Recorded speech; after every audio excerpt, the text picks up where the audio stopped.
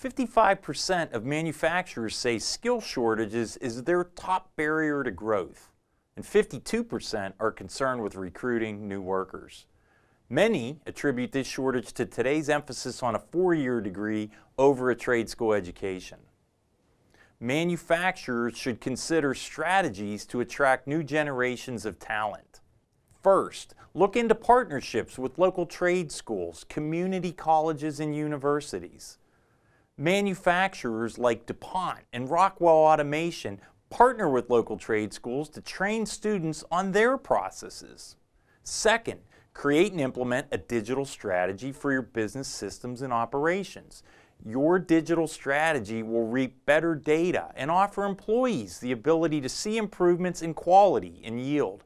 Emphasizing use of technology will help digital natives use their skills in your company. Third, emphasize collaboration on process improvements.